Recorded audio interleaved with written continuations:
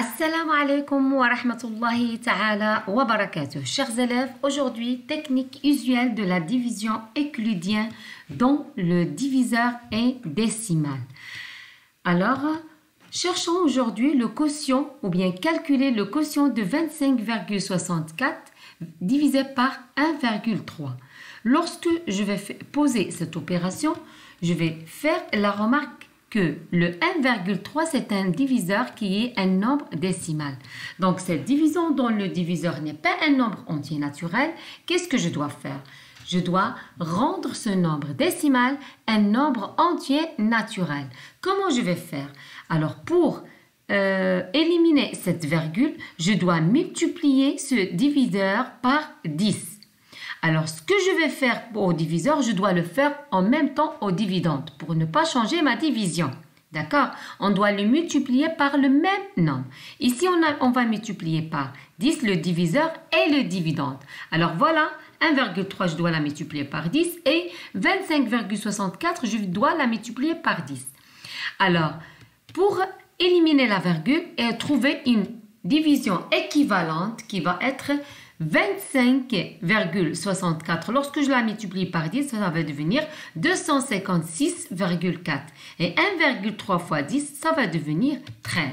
Alors voilà, j'ai rendu mon diviseur un nombre entier naturel. Là maintenant, je peux faire ma division avec un nombre décimal et le diviseur entier naturel. Je marque ma virgule pour distinguer la partie entière à la partie décimale. Et je vais commencer ma division. 13 fois 1, ça va donner 13. 25 moins 13, ça va donner 12. Et je vais baisser le 6. 126 divisé par 13, ça va donner 9. 9 fois 13, ça va donner 117. Et je vais soustraire 127. 126 moins 117, ça va donner 9. Je vais maintenant, regardez, je me suis arrivée à la virgule. Je dois mettre ma virgule au quotient. D'accord? Pour terminer ma division. Et après, je vais faire baisser le 4 et qui va être 94 divisé par 13 qui donne 7. 7 fois 13, ça 91. 94 moins 91, ça va donner 3.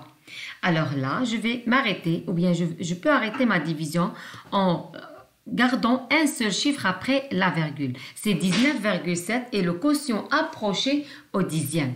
Alors là, lorsqu'on a posé notre opération, on a cherché une division équivalente avec un nombre décimal ou bien avec un diviseur qui est entier naturel.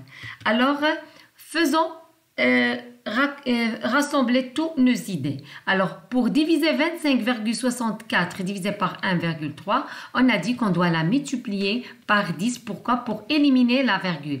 On doit multiplier le diviseur et aussi le dividende. Et on va obtenir que la division équivalente, c'est 256,4 par 13. Ça, c'est une division qu'on peut la faire. Pourquoi?